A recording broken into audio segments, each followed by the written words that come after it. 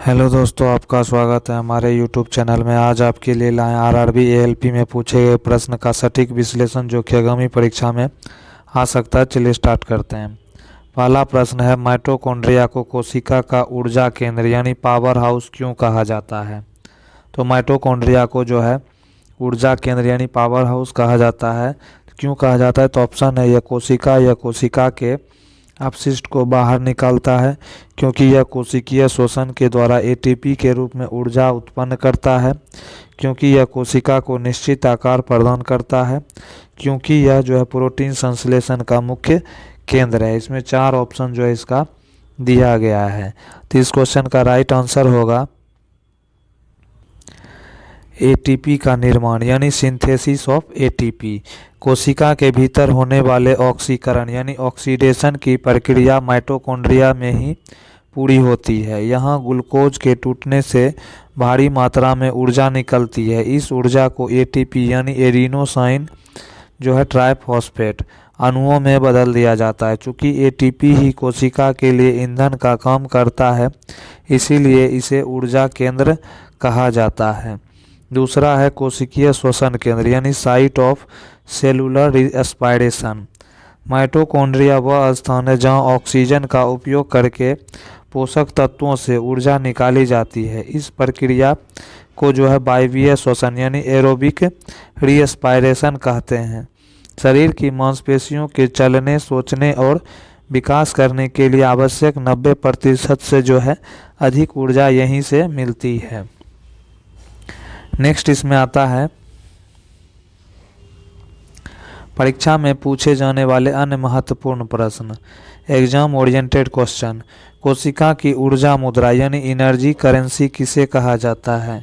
तो एटीपी यानी कि एडिनोसाइन ट्राइफॉस्फेट को जो है कहा जाता है। नेक्स्ट है माइटोकॉन्ड्रिया की आंतरिक झिल्ली के वलय मोड़ को क्या कहते हैं? तो इसको जो है क्रिस्टी कहा जाता है। नेक्स्ट है माइटोकॉन्ड्रिया के पास अपना स्वयं का क्या होता है? तो माइटोकॉन्ड्रिया के पास अपना स्वयं जो है डीएनए और राइबोसोम होता है। नेक्स्ट इसमें है क्रेब्स चक्र यानी क्रेब्स साइकिल की क्रिया कहाँ होती है?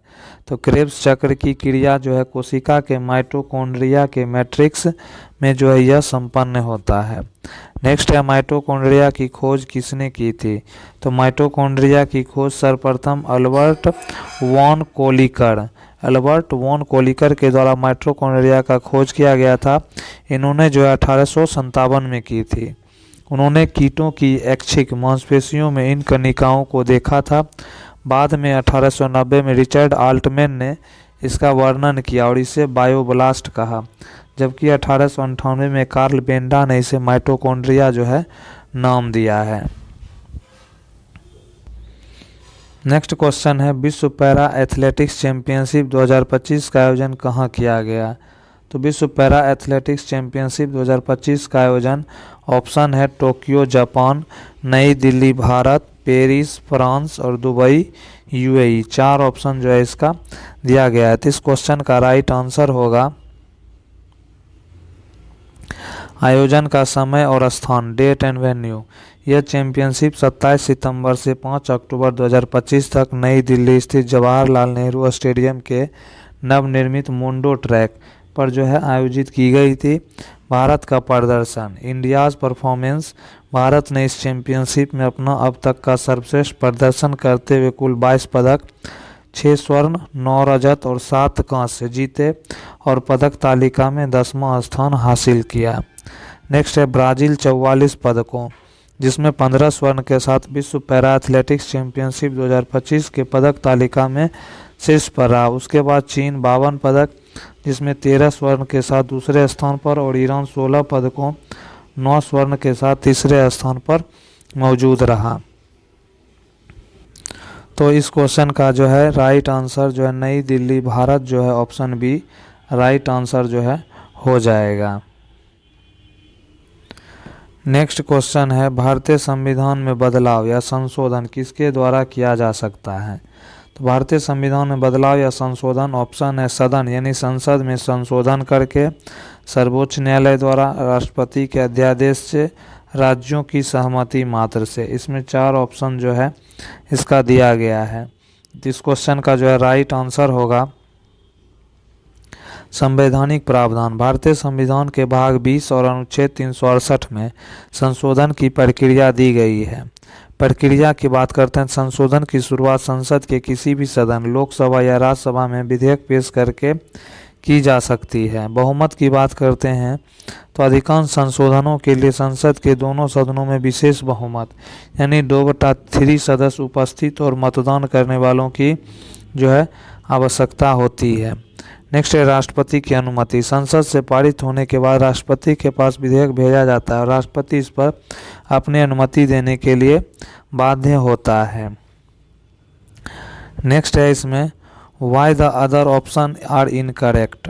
तो सर्वोच्च न्यायालय यानी सुप्रीम कोर्ट, न्यायालय संविधान की व्याख्या करता है और इसका जो है संरक्षक होता है, लेकिन वह इसमें बदलाव नहीं कर सकता।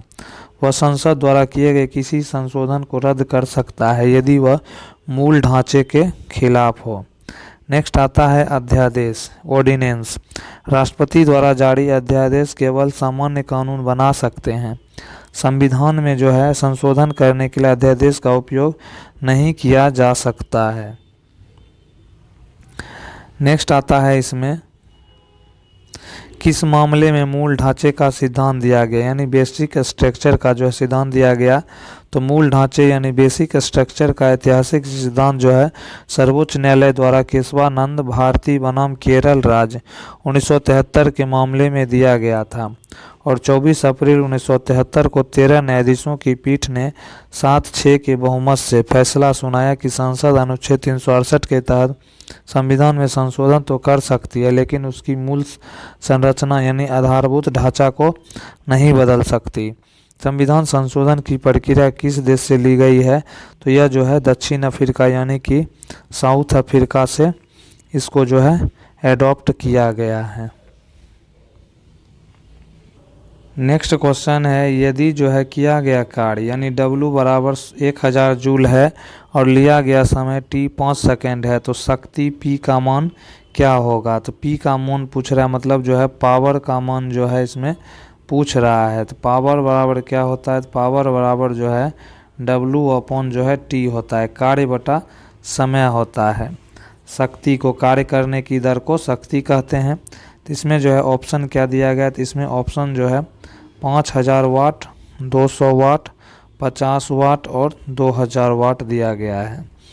तो इसमें जो है कार्य का कितना है, तो कार्य जो है 1000 जूल है और टी जो है 5 सेकेंड है। तो इसका जो है टोटल कितना हो जाएगा 200 जो है वाट इस क्वेश्चन का राइट आंसर हो जाएगा, यानी ऑप्शन बी जो है इस क्वेश्चन का राइट आंसर हो जाएगा।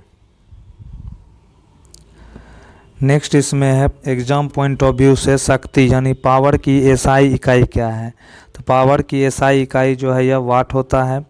नेक्स्ट है एक अश्व शक्ति यानी हॉर्स पावर 1 एचपी में कितना वाट होता है, तो 1 एचपी में जो है 746 वाट होता है।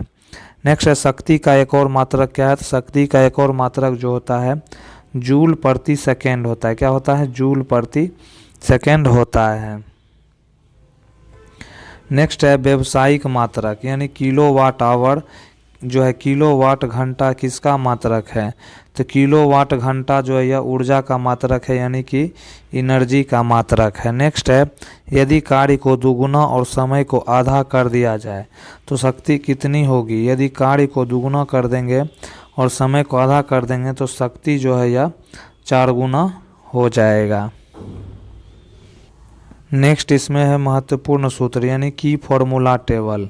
शक्ति बराबर पावर बराबर जो है क्या होता है, तो W अपॉन टी होता है।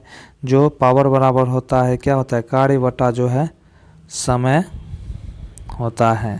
नेक्स्ट है ऊर्जा एनर्जी, E बराबर जो है P इंटू टी हो जाएगा। नेक्स्ट है शक्ति, विद्युत के संदर्भ में पावर बराबर V इंटू आई होता है। V गुना आई यानी वोल्टेज गुना करंट जो है यह इलेक्ट्रिकल के करंट में, इलेक्ट्रिक के करंट में ऐसा होता है। नेक्स्ट क्वेश्चन है धमनियों से निकलने वाली वे अनेक पतली नलिकाएं क्या कहलाती हैं जो ऊतकों और कोशिकाओं तक पहुंचती है। तो धमनियों से निकलने वाली वे अनेक पतली नलिकाएं जो है क्या होती हैं, तो ऑप्शन है शिराएं, धमनिकाएं, केशिकाएं और महाधमनी। इस प्रकार जो है 4 ऑप्शन जो है इसका दिया गया है। तो इस क्वेश्चन का राइट आंसर होगा, जब धमनियां यानी आर्टरीज अंगों तक पहुंचती है तो वे छोटी छोटी शाखाओं में बढ़ जाती है, जिन्हें धमनिकाएं यानी कि आर्ट्रियोल्स कहते हैं। ये धमनिकाएं आगे चलकर और भी महीन धागे जैसी नलिकाओं में विभाजित हो जाती हैं, जिन्हें जो है केशिकाएं कैपिलरीज कहा जाता है। केशिकाओं की विशेषताएं, अत्यधिक पतली, इनकी दीवारें इतनी पतली होती हैं कि ऑक्सीजन, पोषक तत्व और कार्बन डाइऑक्साइड आसानी से रक्त और कोशिकाओं के बीच जो है आ जा सकते हैं। नेक्स्ट है संपर्क बिंदु, ये धमनियां और शिराओं को आपस में जोड़ने का काम करती हैं। नेक्स्ट है जालनुमा संरचना, यह कोशिकाओं के चारों ओर एक जाल यानी नेटवर्क बना लेती हैं ताकि शरीर की हर कोशिका को पोषण मिल सके।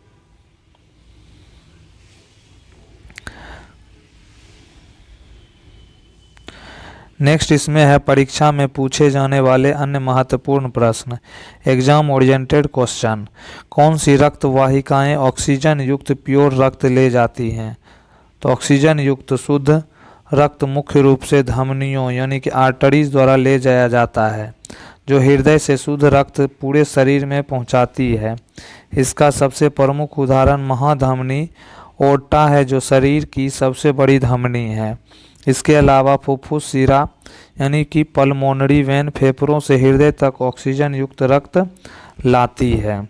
नेक्स्ट है रक्त और कोशिकाओं के बीच गैसों का आदान प्रदान कहाँ होता है? तो रक्त और कोशिकाओं यानी ऊतकों के बीच गैस O2 और CO2 का आदान प्रदान शरीर के ऊतकों में स्थित सूक्ष्म रक्त कोशिकाओं कैपिलरीज के माध्यम से होता है, और यह प्रक्रिया सरल विसरण जो है सिंपल डिफ्यूजन द्वारा होती है, जहां ऑक्सीजन रक्त से कोशिका में और कार्बन डाइऑक्साइड कोशिका से रक्त में जाता है।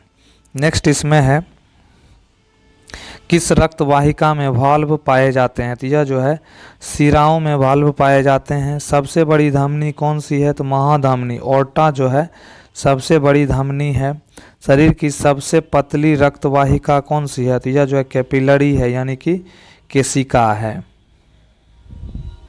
नेक्स्ट है एक नज़र में अंतर यानी क्विक कंपैरिजन। धमनी हृदय से अंगों तक रक्त ले जाती है, यह मोटी दीवार है। शिरा वेन अंगों से हृदय तक रक्त वापस लाती यानी पतली दीवार है इसकी। केशिका यानी कैपिलरी अंगों के अंदर कोशिकाओं तक पोषण पहुंचाती है, जो सबसे महीन होती है, इसको कैपिलरी यानी केशिका बोला जाता है। नेक्स्ट क्वेश्चन है सोडियम हाइड्रोजन कार्बोनेट यानी बेकिंग सोडा को गर्म करने पर क्या बनता है? तो सोडियम हाइड्रोजन कार्बोनेट यानी NaHCO3 इसका जो है फुल फॉर्मूला होता है। तो गर्म करने पर क्या बनता है? सोडियम ऑक्साइड पानी और हाइड्रोजन, सोडियम कार्बोनेट पानी और कार्बन डाइऑक्साइड, सोडियम हाइड्रोक्साइड और क्लोरीन, और इसमें जो है केवल सोडियम और जो है ऑक्सीजन। ये जो है 4 ऑप्शन इसमें दिया गया है। तो इस क्वेश्चन का राइट आंसर होगा, जब सोडियम हाइड्रोजन कार्बोनेट यानी NaSCO3 को गर्म किया जाता है तो यह तापीय अपघटन यानी थर्मल डिकम्पोजिशन की प्रक्रिया से गुजरता है। इस अभिक्रिया में निम्नलिखित उत्पाद बनते हैं। पहला है सोडियम कार्बोनेट यानी Na2CO3, इसे सोडा एस भी कहा जाता है। दूसरा है जलवाष्प यानी H2O, पानी भाप के रूप में निकलता है। नेक्स्ट आता है इसमें तीसरा जो है इसमें कार्बन डाइऑक्साइड यानी CO2, यह गैस बुलबुलों के रूप में निकलती है, जो केक या ब्रेड को फुलाने में मदद करता है।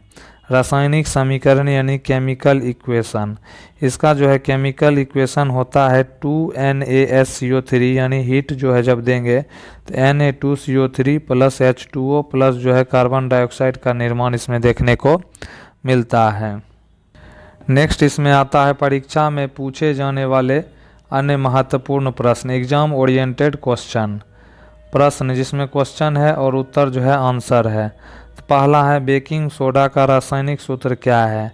तो बेकिंग सोडा का रासायनिक सूत्र ऑप्शन जो है इसमें आंसर जो है इसका NaSCO3 जो है इसका राइट आंसर हो जाएगा। नेक्स्ट आता है इसमें धोवन सोडा यानी वॉशिंग सोडा का रासायनिक सूत्र क्या है? तो वॉशिंग सोडा का रासायनिक सूत्र जो है Na2CO3 इंटू जो है 10H2O, यानी इसमें पानी की मात्रा जो है 10H2O होता है। नेक्स्ट है पाव रोटी यानी ब्रेड को मुलायम और स्पंजी बनाने वाली गैस कौन सी है? तो पाव रोटी को जो है मुलायम और स्पंजी बनाने वाली जो है गैस कार्बन डाइऑक्साइड CO2 इसमें सहायक होता है।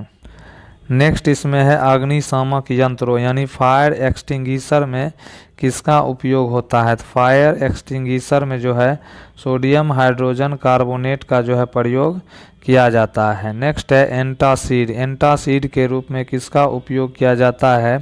तो एंटासिड के रूप में जो है ऑप्शन आंसर इसका होगा बेकिंग सोडा, यानी क्षारीय होने के कारण जो है एंटासिड का प्रयोग जो है इसमें किया जाता है।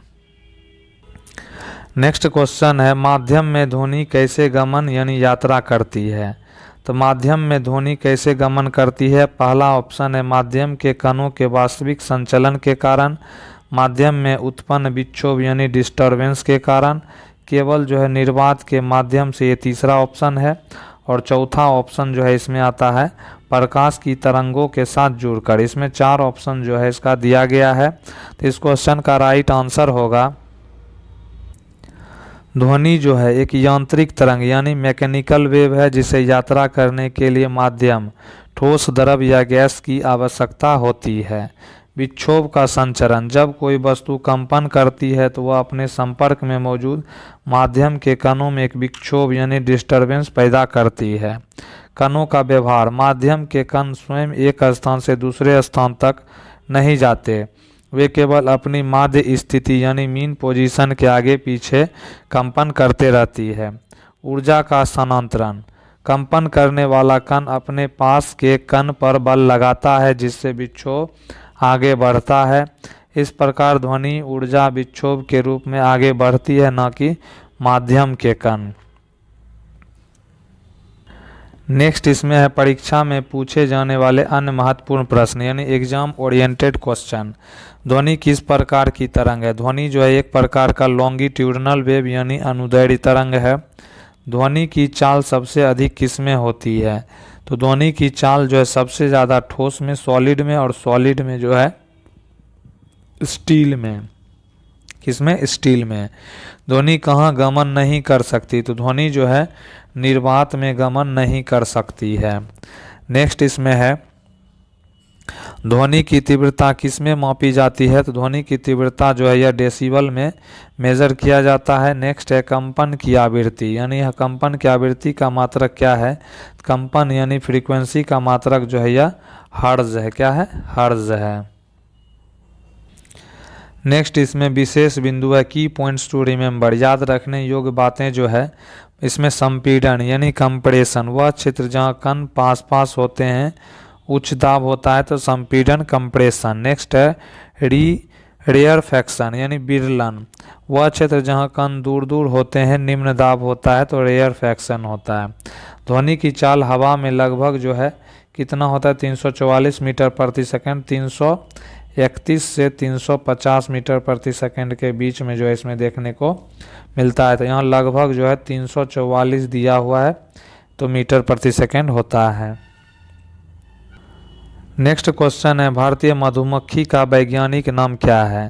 तो भारतीय मधुमक्खी का वैज्ञानिक नाम ऑप्शन है Apis mellifera, Apis dorsata, Apis cerana indica, Apis florea. इसमें 4 ऑप्शन जो है इसका दिया गया है। तो इस क्वेश्चन का राइट आंसर होगा भारत में जो है मधुमक्खियों की कई प्रजाति पाई जाती है जिनमें से एपिस सेरेना इंडिका जो को सामान्यतः भारतीय मधुमक्खी कहा जाता है। एपिस सेरेना इंडिका यह भारत की देसी मधुमक्खी है। यह स्वभाव से शांत होती हैं और इसे कृत्रिम छत्तों में आसानी से पाला जा सकता है। एपिस मेलिफेरा यह इटालियन मधुमक्खी है। इसका उपयोग व्यापारिक स्तर पर शहद उत्पादन के लिए बहुत अधिक किया जाता है क्योंकि इसमें शहद इकट्ठा करने की क्षमता अधिक होती है। नेक्स्ट है एपिस डोरसाटा, इसे रॉक बी या सारंग मधुमक्खी भी कहते हैं। यह आकार में सबसे बड़ी होती है और यह बहुत ही आक्रामक मानी जाती है। एपिस फ्लोरिया, एपिस फ्लोरिया इसे लिटिल बी कहते हैं क्योंकि यह आकार में बहुत छोटी देखने में होती है। नेक्स्ट है परीक्षा में पूछे जाने वाले अन्य महत्वपूर्ण प्रश्न जो है, यानी कि एग्जाम ओरिएंटेड क्वेश्चन क्या क्या बन सकते हैं। तो मधुमक्खी पालन से संबंधित अक्सर पूछे जाने वाले प्रश्न, इसमें जो है मधुमक्खी पालन के अध्ययन को क्या कहते हैं। तो मधुमक्खी पालन के अध्ययन को एपीकल्चर कहा जाता है। क्या कहा जाता है? एपीकल्चर। मधुमक्खी पालन को एपीकल्चर कहा जाता है। नेक्स्ट है मधुमक्खी के छत्ते में रानी मक्खी का मुख्य कार्य क्या है। तो रानी मक्खी का जो है मुख्य कार्य अंडे देना यानी एग लेइंग करना जो है इसका मुख्य कार्य है। नेक्स्ट है मधुमक्खी के डंक में कौन सा अम्ल पाया जाता है। तो मधुमक्खी के डंक में जो है यह फॉर्मिक अम्ल, फॉर्मिक एसिड जो है यह पाया जाता है। नेक्स्ट है शहद का मुख्य घटक यानी शुगर क्या है। तो शहद का मुख्य घटक जो है यह फ्रक्टोज है। क्या है? फ्रक्टोज है। नेक्स्ट इसमें है श्रमिक मधुमक्खी यानी वर्कर बीज क्या होती है। तो बांझ मादा यानी स्टरली फीमेल जो है यानी बांझ मादा मधुमक्खी जो है यह जो है श्रमिक मधुमक्खी के अंतर्गत जो है यह आता है। नेक्स्ट क्वेश्चन है प्रकाश के अपवर्तन यानी रिफ्रैक्शन ऑफ लाइट की सही परिभाषा क्या है। तो रिफ्रैक्शन ऑफ लाइट की जो है परिभाषा ऑप्शन है प्रकाश का किसी चमकदार सतह से टकराकर वापस उसी माध्यम में लौट आना। नेक्स्ट है प्रकाश की किरण का एक पारदर्शी माध्यम से दूसरे में जाने पर अपने पथ से विचलित हो जाना। तीसरा है प्रकाश का किसी अपारदर्शी वस्तु के किनारे से थोड़ा मुड़ जाना। और चौथा इसमें आता है प्रकाश का जो है 7 रंगों में विभाजित हो जाना। तो इस क्वेश्चन का जो है राइट आंसर होगा प्रकाश का अपवर्तन यानी रिफ्रैक्शन। जब प्रकाश की किरण एक पारदर्शी माध्यम जैसे हवा से दूसरे पारदर्शी माध्यम जैसे कांच या पानी में तिरछी प्रवेश करती है तो दूसरे माध्यम उसकी चाल यानी स्पीड बदल जाती है। इस चाल में परिवर्तन के कारण प्रकाश की किरण अपने सीधे रास्ते से मुड़ जाती है। इसी घटना को अपवर्तन कहते हैं। 2 मुख्य स्थितियां यानी 2 मेन केसेस, विरल से सघन रेयर टू डेंस। जब प्रकाश हवा से पानी में जाता है तो यह अभिलंब यानी नॉर्मल की ओर झुक जाता है।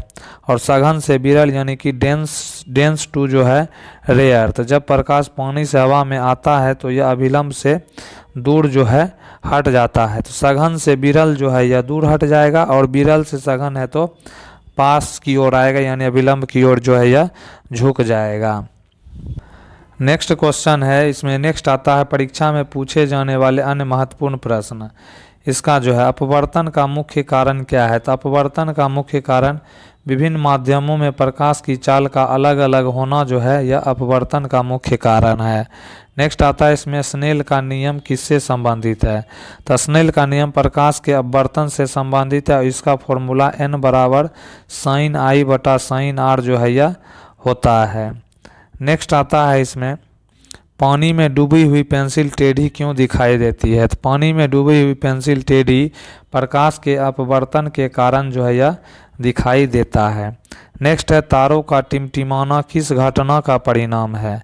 तो तारों का टिमटिमाना जो है यह वायुमंडलीय अपवर्तन यानी एटमॉस्फेरिक रिफ्रैक्शन का जो है यह घटना है, परिणाम है। नेक्स्ट है हीरे का चमकना किस पर आधारित है। हीरे का चमकना जो है पूर्ण आंतरिक परावर्तन टोटल जो है इंटरनल रिफ्लेक्शन के कारण जो है इसमें देखने को मिलता है। नेक्स्ट आता है अपवर्तन के दैनिक जीवन में उदाहरण। पानी से भरे टैंक की तली का ऊपर उठा हुआ दिखाई देना ये अपवर्तन का एक उदाहरण है। नेक्स्ट है स्विमिंग पूल का वास्तविक गहराई से कम गहरा दिखाई देना भी ये अपवर्तन का उदाहरण है। नेक्स्ट है सूर्योदय से कुछ समय पहले और सूर्यास्त के कुछ समय बाद तक सूर्य का दिखाई देना ही जो है यह अपवर्तन का एक उदाहरण माना जाता है। नेक्स्ट क्वेश्चन है धमनियों की सबसे छोटी शाखाओं को क्या कहा जाता है जो आगे चलकर केशिकाओं यानी कैपिलरीज में बदल जाती है। तो ऑप्शन है महाधमनी, धमनिकाएं, सिराएं और वेन्यूल्स। इसमें 4 ऑप्शन जो है इसका दिया गया है। तो इस क्वेश्चन का जो है राइट आंसर होगा रक्त वाहिकाओं का जाल जो है एक पेड़ की शाखाओं की तरह होता है। हृदय से निकलने के बाद रक्त का मार्ग इस प्रकार होता है। धमनी यानी आर्टरी, यह हृदय से ऑक्सीजन युक्त रक्त लेकर निकलती है। धमनिका यानी कि आर्ट्रियोल, जब धमनी ऊतकों के करीब पहुंचती है तो यह बहुत पतली शाखाओं में बढ़ जाती है, जिन्हें धमनिका यानी कि आर्ट्रियोल्स कहते हैं। ये रक्त के दबाव यानी ब्लड प्रेशर को नियंत्रित करने में मुख्य भूमिका निभाती है। केशिका यानी कैपिलरी, धमनिकाएं आगे चलकर और भी सूक्ष्म नलिकाओं में बदल जाती है, जहां गैसों और पोषक तत्वों का आदान प्रदान देखने को मिलता है। नेक्स्ट इसमें जो है संक्षेप में क्रम, धमनी होता है आर्टरी, धमनिका आर्ट्रियोल, उसके बाद केशिका यानी कैपिलरी इसमें देखने को मिलता है। नेक्स्ट इसमें जो है एग्जाम ओरिएंटेड जो है प्रश्न जो भी बनेगा तो यहाँ हम लोग जो है इसमें देख सकते हैं। रक्तचाप यानी ब्लड प्रेशर के प्रतिरोध का मुख्य स्थल क्या है? तो रक्तचाप के प्रतिरोध का मुख्य स्थल यह धमनिकाएं हैं, आर्ट्रियोल्स है। नेक्स्ट है सबसे छोटी शिराओं को क्या कहा जाता है? सबसे छोटी शिराओं को वेन्यूल्स कहा जाता है। नेक्स्ट है धमनियों की दीवारों में कौन सा प्रोटीन अधिक होता है? तो धमनियों की दीवारों में जो है प्रोटीन अधिक इलास्टिन होता है। क्या होता है? इलास्टिन देखने को मिलता है। नेक्स्ट आता है किस रक्त वाहिका की दीवार सबसे पतली होती है? तो रक्त वाहिका की दीवार सबसे पतली जो है ये केशिका यानी कैपिलरी के द्वारा देखने को मिलता है। नेक्स्ट है धमनियों में रक्त का प्रवाह कैसा होता है? तो धमनियों में रक्त का प्रवाह जो है यह झटके के साथ और उच्च दबाव पर इसमें देखने को मिलता है। नेक्स्ट इसमें है याद रखने योग्य बिंदु यानी की पॉइंट्स।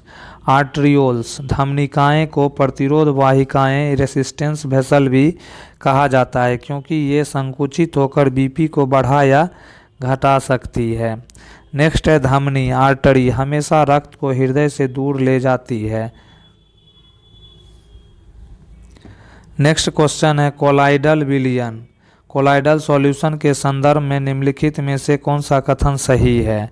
तो इसका पहला ऑप्शन है इसके कण नीचे बैठ जाते हैं, इसके कणों को साधारण छानने की विधि द्वारा अलग किया जा सकता है, इसके कण स्थिर रहते हैं और नीचे नहीं बैठते हैं। नेक्स्ट आता है यह पूरी तरह से पारदर्शी यानी ट्रांसपेरेंट होता है। तो नेक्स्ट इसमें जो है आता है इस क्वेश्चन का राइट आंसर कोलाइडल एक ऐसा मिश्रण है जिसके गुण वास्तविक विलयन और निलंबन सस्पेंशन के बीच के होते हैं। स्थिरता यानी स्टेबिलिटी, कोलाइडल कणों की सबसे बड़ी विशेषता यह है कि इन्हें लंबे समय तक छोड़ देने पर भी ये नीचे नहीं बैठते, जैसे दूध या स्याही, जबकि निलंबन जैसे पानी में मिट्टी के कण नीचे बैठ जाते हैं। छानना फिल्टरेशन, कोलाइडल के कण इतने छोटे होते हैं कि वे साधारण फिल्टर पेपर से निकल जाते हैं, इसीलिए इन्हें छानकर अलग नहीं किया जा सकता है। इन्हें अलग करने के लिए अपकेंद्रण यानी सेंट्रीफ्यूगेशन विधि का उपयोग किया जाता है।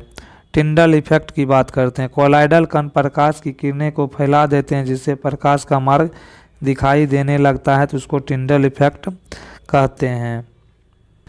नेक्स्ट इसमें परीक्षा में पूछे जाने वाले अन्य महत्वपूर्ण प्रश्न, एग्जाम ओरिएंटेड क्वेश्चन। प्रश्न है इधर आंसर है, कोलाइडल कणों द्वारा प्रकाश के प्रकीर्णन को क्या कहते हैं? तो कोलाइडल कणों द्वारा प्रकाश के प्रकीर्णन को टिंडल इफेक्ट यानी टिंडल प्रभाव जो है इसको कहते हैं। नेक्स्ट इसमें आता है दूध यानी मिल्क किस प्रकार का कोलाइड है? तो दूध जो है यह इमल्सन या पायस का उदाहरण है दूध। नेक्स्ट है कोलाइडल कणों की टेढ़ी मेढ़ी गति को क्या कहते हैं? तो कोलाइडल कणों की टेढ़ी मेढ़ी गति को जो है ब्राउनी गति, ब्राउनी मोशन जो है इसको कहते हैं। नेक्स्ट है कोलाइड में घुले हुए कणों को क्या कहा जाता है? तो कोलाइड में घुले हुए कणों को जो है डिस्पर्स्ड फेज यानी परिक्षिप्त प्रावस्था जो है इसको यानी डिस्पर्स्ड फेज जो है इसको। नेक्स्ट क्वेश्चन है इसमें गोलीय दर्पण में ध्रुव और मुख्य फोकस के बीच की दूरी को क्या कहा जाता है? तो गोलीय दर्पण में ध्रुव और मुख्य फोकस के बीच की दूरी को ऑप्शन है वक्रता त्रिज्या यानी रेडियस ऑफ कर्वेचर, द्वारक यानी अपर्चर, फोकस दूरी फोकल लेंथ, मुख्य अक्ष जो है प्रिंसिपल एक्सिस। तो इसको इसमें जो है 4 ऑप्शन दिया गया है। तो इस क्वेश्चन का राइट आंसर जो है फोकस दूरी यानी फोकल लेंथ जो है कहा जाता है। तो ऑप्शन सी जो है इस क्वेश्चन का राइट आंसर हो जाएगा। याद रखने योग्य तथ्य जो है फोकस दूरी और वक्रता त्रिज्या यानी आर के बीच का संबंध निम्नलिखित सूत्र द्वारा जो है दर्शाया जाता है। तो फोकस दूरी को हम लोग जो है एफ से डिनोट करते हैं और जो है वक्रता त्रिज्या को आर से डिनोट करते हैं। तो एफ बराबर जो है r/2 होता है, अर्थात जो है फोकस दूरी हमेशा वक्रता त्रिज्या की आधी देखने को मिलती है। नेक्स्ट क्वेश्चन है वर्ष 2025 में भारत का पहला क्वांटम कंप्यूटिंग विलेज किस राज्य में स्थापित किया गया है। तो भारत का पहला क्वांटम कंप्यूटिंग विलेज जो है ऑप्शन है कर्नाटक, आंध्र प्रदेश, तमिलनाडु और महाराष्ट्र। इसमें जो है 4 ऑप्शन जो है इस क्वेश्चन का दिया गया है। तो इस क्वेश्चन का जो है राइट आंसर होगा स्थापना की बात करते हैं एस्टेब्लिशमेंट। भारत का पहला quantum computing village Andhra Pradesh की राजधानी अमरावती जो है उदंडरायु निपालेम में स्थापित किया गया है। परियोजना का नाम इसे अमरावती क्वांटम वैली के नाम से भी जाना जाता है। इसका जो है संचालन की बात करें तो यह परियोजना राज्य की real time governance society RTGS के तहत जो लगभग 50 एकड़ क्षेत्र में विकसित किया जा रहा है। तो इस क्वेश्चन का जो है राइट आंसर होगा आंध्र प्रदेश यानी ऑप्शन बी जो है इस क्वेश्चन का राइट आंसर हो जाएगा। नेक्स्ट क्वेश्चन इसमें आता है भारतीय संविधान की किस अनुसूची में विभिन्न पदाधिकारियों द्वारा ली जाने वाली शपथ यानी ओथ और प्रतिज्ञा के प्रारूप का वर्णन है। तो ऑप्शन है दूसरी अनुसूची, तीसरी अनुसूची, चौथी अनुसूची और 5वीं अनुसूची। इसमें 4 ऑप्शन जो है इसका दिया गया है। तो इसमें जो है शपथ की बात करें तो यह जो है भारतीय संविधान की अनुसूची जो है तीसरी अनुसूची में इसका वर्णन किया गया है। तो ऑप्शन बी जो है इसका राइट आंसर हो जाएगा। तीसरी अनुसूची यानी 3rd शेड्यूल, इसमें केंद्रीय मंत्रियों, संसद के सदस्यों, सर्वोच्च न्यायालय और उच्च न्यायालयों के न्यायाधीशों और भारत के नियंत्रक महालेखा परीक्षक यानी CAG जैसे विभिन्न संवैधानिक पदों के लिए शपथ और प्रतिज्ञा के प्रारूप दिए गए हैं। अपवाद यानी एक्सेप्शंस, ध्यान दें कि राष्ट्रपति अनुच्छेद 60, उपराष्ट्रपति अनुच्छेद 69 और राज्यपाल अनुच्छेद 159 की शपथ के प्रारूप मुख्य संविधान के अनुच्छेदों में दिए गए हैं, न कि तीसरी अनुसूची में। विकल्प का विवरण, दूसरी अनुसूची इसमें वेतन, भत्ते और विशेषाधिकारों सैलरीज एंड एलोवेंस का उल्लेख किया गया है। चौथी अनुसूची इसमें राज्यसभा में सीटों के आवंटन एलोकेशन ऑफ सीट इन राज्यसभा का विवरण है। 5वीं अनुसूची इसमें अनुसूचित क्षेत्रों और अनुसूचित जनजातियों के प्रशासन और नियंत्रण यानी एडमिनिस्ट्रेशन ऑफ शेड्यूल एरियाज के बारे में प्रावधान किया गया है। नेक्स्ट क्वेश्चन है कोशिका झिल्ली प्लाज्मा झिल्ली की प्रकृति क्या होती है।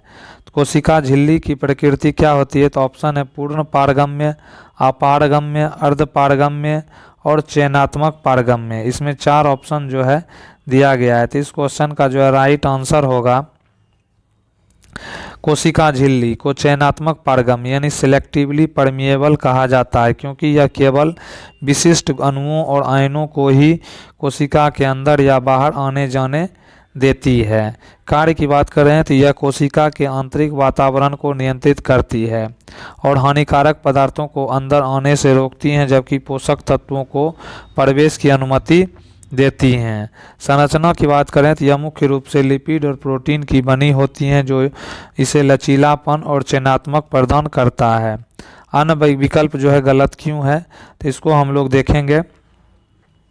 इसमें जो है पूर्ण पारगम्य फुल्ली परमिएबल, ऐसी झिल्ली सभी पदार्थों को बिना किसी रोक टोक के आर पार जाने देती हैं, जैसे कोशिका भित्ति। यदि कोशिका झिल्ली ऐसी होती तो कोशिका का अस्तित्व खतरे में पड़ जाता। नेक्स्ट आता है इसमें अपारगम्य यानी नॉन परमिएबल, ऐसी झिल्ली किसी भी पदार्थ को आर पार नहीं आने जाने देती। इसे कोशिका को पोषण नहीं मिल पाता और वह जीवित नहीं रह पाती। नेक्स्ट है अर्धपारगम्य, सेमी परमिएबल। हालांकि कई बार सामान्य बोलचाल में इसे अर्धपारगम्य कह दिया जाता है, लेकिन जैविक रूप से चयनात्मक शब्द अधिक सटीक है, क्योंकि झिल्ली पदार्थों के आकार के साथ साथ उनके रासायनिक गुणों के आधार पर भी चुनाव करता है। तो ए बी सी जो है इसमें तीनों जो है इनकरेक्ट है, और जो है चयनात्मक पारगम्य जो है इस क्वेश्चन का जो है राइट आंसर जो है हो जाएगा। नेक्स्ट क्वेश्चन है, गर्मी के मौसम में जब हम जो है अपने हाथ पर पानी डालते हैं तो हमें ठंडक का एहसास क्यों होता है? ऑप्शन है, पानी का तापमान शरीर से अधिक होता है, वाष्पीकरण के कारण, संवहन के कारण, विकिरण के कारण। इसमें जो है 4 ऑप्शन जो है दिया गया है। तो इस क्वेश्चन का जो है राइट आंसर होगा प्रक्रिया। जब हम त्वचा पर पानी डालते हैं तो वह पानी हवा के संपर्क में आकर वाष्प यानी वेपर में बदलने लगता है। ऊर्जा का अवशोषण, वाष्पीकरण की इस प्रक्रिया के लिए ऊर्जा यानी ऊष्मा की आवश्यकता होती है। पानी या आवश्यक ऊष्मा लेटेंट हीट हमारे शरीर या त्वचा से खींचता है। परिणाम, चूंकि हमारे शरीर से ऊष्मा बाहर निकल जाती है, इसीलिए उस स्थान पर तापमान कम हो जाता है और हमें ठंडक यानी कूलिंग इफेक्ट जो है महसूस होता है। उदाहरण, यही कारण है कि पसीना आने के बाद जब हम पंखे के नीचे बैठते हैं तो हमें अधिक ठंडक महसूस होती है, क्योंकि हवा जो है वाष्पीकरण की दर को जो है बढ़ा देता है। नेक्स्ट इसमें जो आता है संवहन यानी कन्वेक्शन। यह तरल और गैसों में गर्मी के स्थानांतरण की एक प्रक्रिया है, लेकिन यह ठंडक प्राथमिक कारण नहीं है। नेक्स्ट है रेडिएशन। यह बिना किसी माध्यम के ऊष्मा का संचरण है, जैसे सूरज की रोशनी। सूरज की रोशनी जो है किससे होता है? तो यह जो है किससे होता है? तो यह जो है रेडिएशन के कारण जो है हम लोग तक जो है गर्मी अपना पहुंचाता है। नेक्स्ट क्वेश्चन है मेगाफोन, लाउड हेलर, हॉर्न तथा तुरही और शहनाई जैसे वाद्य यंत्रों को किस मुख्य उद्देश्य के लिए इस प्रकार डिजाइन किया जाता है?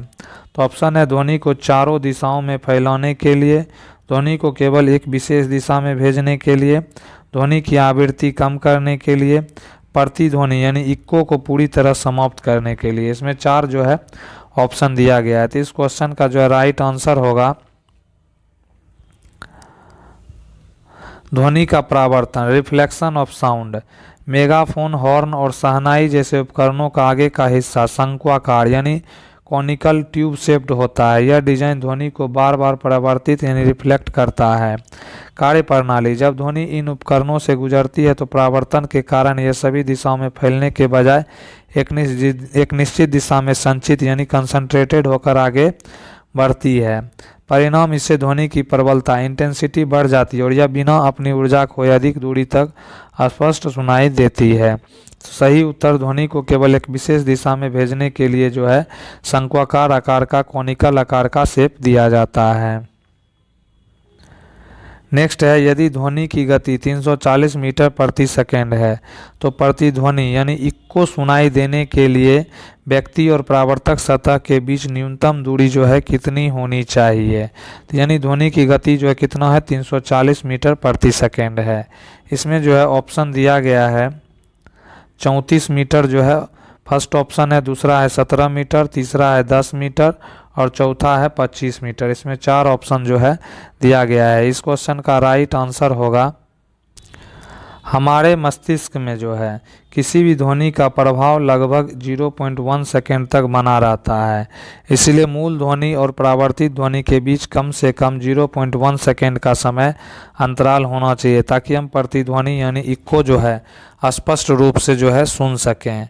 तो नेक्स्ट इसमें आता है कुल दूरी का निर्धारण, टोटल डिस्टेंस कैलकुलेशन। ध्वनि द्वारा तय की गई कुल दूरी डी जाने और वापस आने की दूरी के योग के बराबर होती है। यदि व्यक्ति और दीवार के बीच की दूरी डी है तो टोटल डिस्टेंस जो है डी जाएगा और डी वापस आएगा, तो यानी जो है टोटल कितना हो गया? तो 2D हो गया इसमें। नेक्स्ट है गणितीय में यानी मैथमेटिकल कैलकुलेशन जो है दूरी निकालने का सूत्र, डिस्टेंस बराबर क्या होता है? स्पीड इंटू जो है टाइम, ये जो है फॉर्मूला होता है। तो 2D इजकल टू होता है 340 मीटर प्रति सेकेंड इंटू 0.1 सेकेंड आने में समय लगता है। तो 2D बराबर जो है 34 मीटर इसका आ जाएगा। तो D बराबर कितना हो जाएगा, 17 मीटर जो है यह हो जाएगा। तो इस क्वेश्चन का राइट आंसर कितना हो जाएगा, 17 मीटर राइट आंसर हो जाएगा। नेक्स्ट क्वेश्चन इसमें आता है, पत्तियों में निर्मित भोजन यानी प्रकाश संश्लेषण के उत्पाद को पौधे के विभिन्न भागों तक किस प्रक्रिया द्वारा पहुंचाया जाता है। तो इसमें है ऑप्शन है वाष्पोत्सर्जन, विसरण यानी डिफ्यूजन, स्थानांतरण, परासरण। इसमें 4 प्रकार का ऑप्शन दिया गया है। तो इस क्वेश्चन का जो है राइट आंसर होगा प्रक्रिया, द प्रोसेस। प्रकाश संश्लेषण फोटोसिंथेसिस के दौरान पत्तियों में बने कार्बनिक भोजन मुख्यतः सुक्रोज को पौधे के संचय यानी अंगों, जड़ों, फलों और बीजों और बढ़ते हुए हिस्सों तक पहुंचाने की प्रक्रिया को स्थानांतरण यानी ट्रांसलोकेशन कहा जाता है। नेक्स्ट है उत्तक, द टिश्यू। यह कार्य फ्लोएम नामक संवहनी उत्तक द्वारा किया जाता है। फ्लोएम भोजन को पत्तियों यानी सोर्स से पौधों के उन हिस्सों तक ले जाता है जहां उसकी आवश्यकता होती है। ऊर्जा का उपयोग, स्थानांतरण एक सक्रिय प्रक्रिया है। इसमें भोजन को फ्लोएम में लोड करने के लिए एटीपी यानी एडिनोसिन ट्राइफॉस्फेट के रूप में ऊर्जा की आवश्यकता होती है। दिशा, यह प्रक्रिया द्विदिशीय यानी बाई डायरेक्शनल होती है, यानी भोजन ऊपर और नीचे दोनों दिशाओं में जा सकता है। नेक्स्ट इसमें है अन्य विकल्पों का विश्लेषण यानी एनालिसिस ऑफ अदर ऑप्शन। पहला ऑप्शन वाष्पोत्सर्जन यानी ट्रांसपायरेशन। यह पत्तियों से जल वाष्प के निकलने की प्रक्रिया है जो मुख्य रूप से जल और खनिजों के ऊपर की ओर खिंचाव यानी जाइलम के माध्यम से जो है मदद करता है। नेक्स्ट आता है इसमें विसरण यानी कि डिफ्यूजन।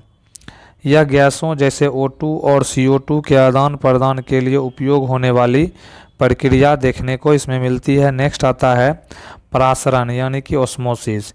यह केवल पानी के अणुओं की गति से संबंधित है जो अर्धपारगम्य झिल्ली के माध्यम से होता है, यानी अर्धपारगम्य झिल्ली के बदौलत परासरण होता है।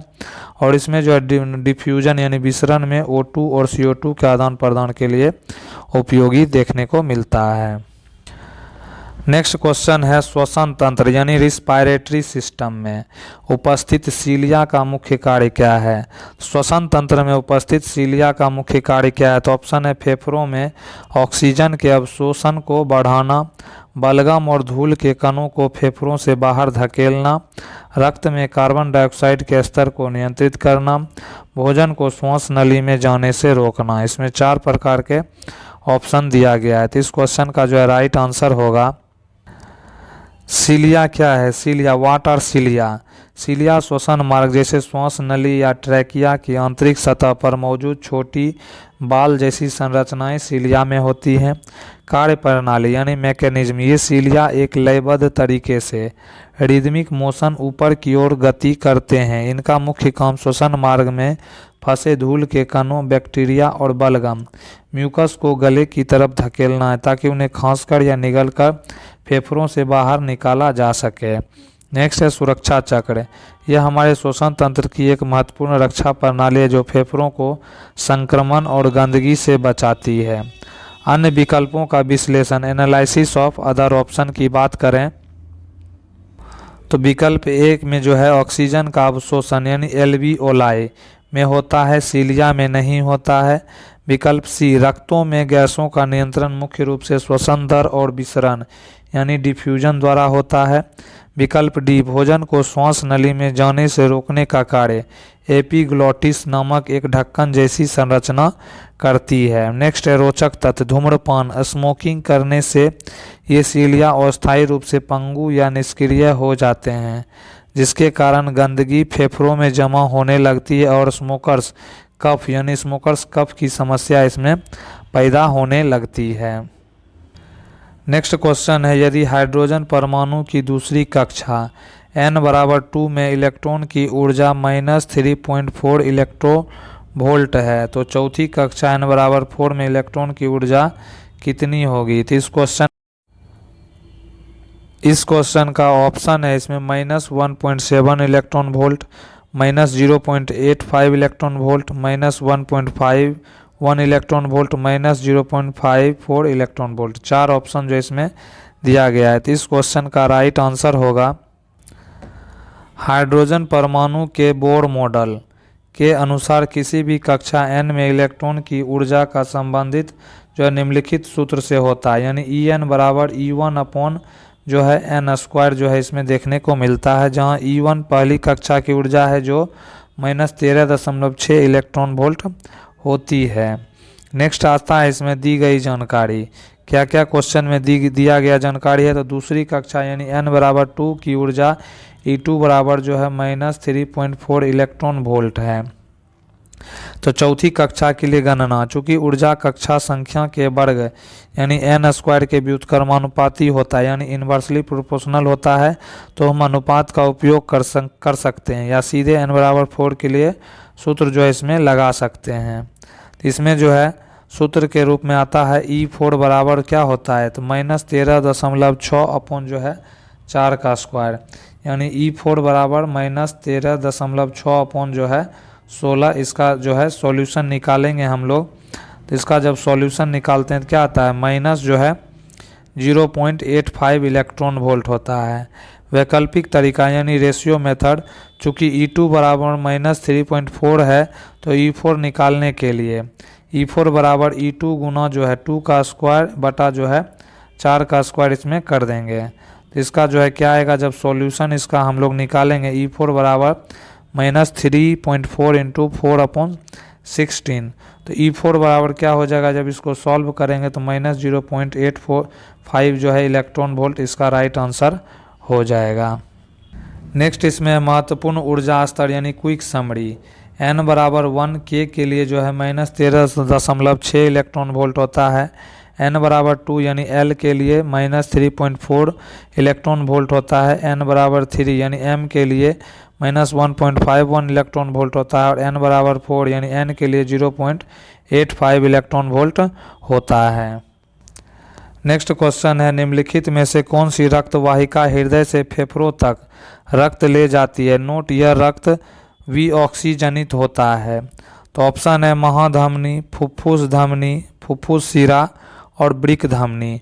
महाधमनी को ऑर्टा बोलते हैं इंग्लिश में, फुफ्फुस धमनी को पुल्मोनरी आर्टरी, फुफ्फुस शिरा को पुल्मोनरी वेन और वृक्क धमनी को रीनल आर्टरी बोलते हैं। यानी 4 ऑप्शन जो इसका दिया गया है। तो इस क्वेश्चन का जो है राइट आंसर होगा परिसंचरण तंत्र यानी सर्कुलेटरी सिस्टम में धमनी और शिरा के समान नियमों के 2 प्रमुख अपवाद हैं जो अक्सर परीक्षा में पूछे जाते हैं। फुफ्फुस धमनी यानी पुल्मोनरी आर्टरी, सामान्यतः धमनियां शुद्ध ऑक्सीजन जनित रक्त ले जाती हैं, लेकिन फुफ्फुस धमनी एकमात्र अपवाद है। यह हृदय के दाहिने नीला यानी राइट वेंट्रिकल से विऑक्सीजनित अशुद्ध रक्त को फेफड़ों तक ले जाती हैं ताकि वहां गैसों का विनिमय जो है हो सके। नेक्स्ट है फुफ्फुस शिरा यानी पुल्मोनरी वेन, यह एकमात्र शिरा है जो फेफड़ों से ऑक्सीजनित शुद्ध रक्त को वापस हृदय के बाएं अलिंद यानी लेफ्ट एट्रियम में लाती है। महाधमनी यानी ओर्टा, यह शरीर की सबसे बड़ी धमनी है जो हृदय से शुद्ध रक्त को पूरे शरीर यानी फेफड़ों को छोड़कर में पंप करती है। नेक्स्ट आता है इसमें निष्कर्ष यानी कंक्लूजन, हृदय, फेफड़े, फुफ्फुस धमनी यानी कि विऑक्सीजनित रक्त ले जाती हैं। फेफड़ा, हृदय, फुफ्फुस यानी ऑक्सीजनित रक्त जो है लाती हैं। नेक्स्ट क्वेश्चन इसमें है, वाहनों की हेडलाइट में अवतल दर्पण यानी कॉनकेव मिरर का उपयोग मुख्य रूप से क्यों किया जाता है। तो ऑप्शन है प्रकाश को चारों ओर फैलाने के लिए, प्रकाश की एक शक्तिशाली समांतर किरण पुंज प्राप्त करने के लिए, केवल सजावट के उद्देश्य से, आभासी और छोटा प्रतिबिंब देखने के लिए। तो इस क्वेश्चन का राइट आंसर जो है प्रकाश को चारों ओर फैलाने के लिए ऑप्शन ए जो है राइट आंसर ऑप्शन ए हो जाएगा। नेक्स्ट इसमें जो है हम लोग व्याख्या देखेंगे, बनावट और स्थिति यानी पोजीशनिंग, वाहनों की हेडलाइट में बल्ब को अवतल दर्पण यानी रिफ्लेक्टर के मुख्य फोकस प्रिंसिपल फोकस पर रखा जाता है। परावर्तन का नियम, रूल ऑफ रिफ्लेक्शन, जब प्रकाश की किरणें फोकस से निकलकर अवतल दर्पण की सतह से टकराती है तो परावर्तन के बाद वे मुख्य अक्ष के समानांतर पैरेलल हो जाती हैं। परिणाम यानी रिजल्ट, इससे प्रकाश की एक बहुत ही शक्तिशाली और सीधी किरण पुंज यानी पैरेलल बीम प्राप्त होती है जो सड़क पर काफ़ी दूर तक जाती है। इससे चालक को रात के समय लंबी दूरी तक स्पष्ट देखने में मदद मिलती है। अन्य विकल्पों का विश्लेषण, एनालिसिस ऑफ अदर ऑप्शन की बात करें तो जो है विकल्प ए यानी प्रकाश को फैलाने का कार्य जो है उत्तल दर्पण या गलियों की लाइटों स्ट्रीट लाइट में किया जाता है। विकल्प डी, आभासी और छोटा प्रतिबिंब देखने के लिए वाहनों के side mirror, rear view mirror में उत्तल दर्पण का प्रयोग किया जाता है। सही उत्तर जो है प्रकाश की एक शक्तिशाली समांतर किरण पुंज प्राप्त करने के लिए to get a powerful parallel beam of light का जो है प्रयोग किया जाता है। सॉरी फॉर दैट, इस क्वेश्चन का राइट आंसर ऑप्शन बी जो है हो जाएगा। नेक्स्ट क्वेश्चन है, एक पिंड विराम अवस्था से 4 मीटर प्रति सेकेंड स्क्वायर के समान त्वरण से 5 सेकेंड तक चलता है तो इसका अंतिम वेग क्या होगा।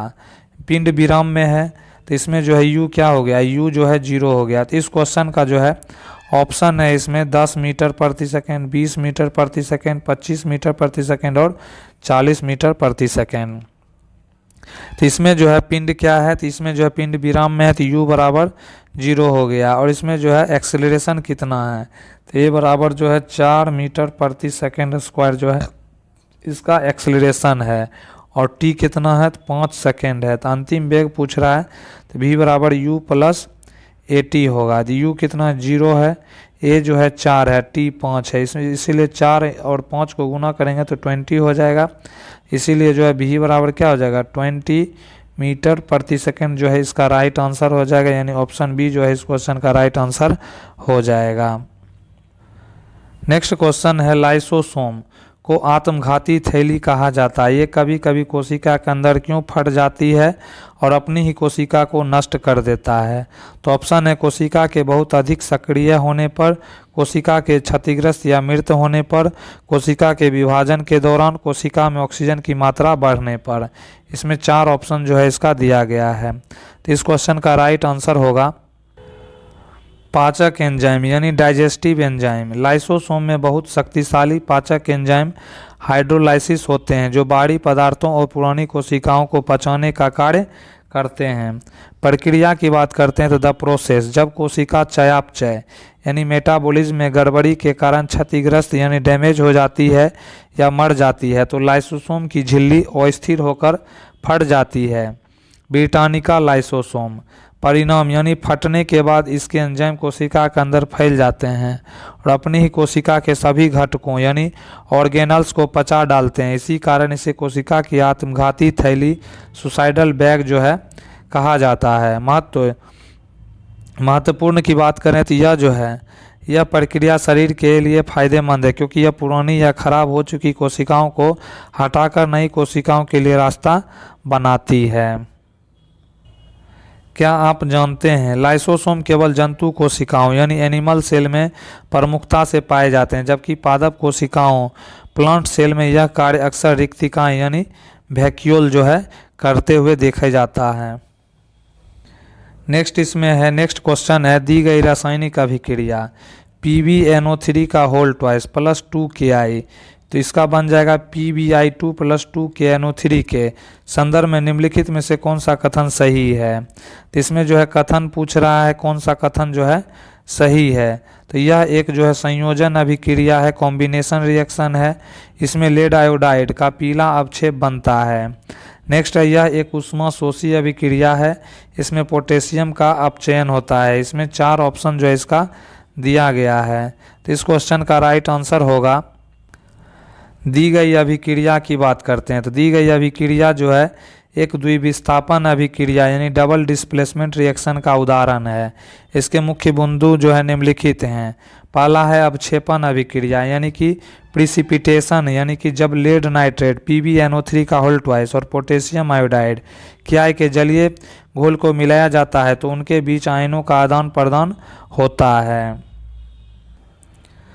नेक्स्ट है अवक्षेप का निर्माण। इस प्रक्रिया में लेड आयोडाइड PbI2 का एक अघुलनशील ठोस बनता है जो टेस्ट ट्यूब के नीचे बैठ जाता है। इस ठोस को अवक्षेप कहते हैं और इसका रंग चमकदार पीला यानी ब्राइट येलो होता है।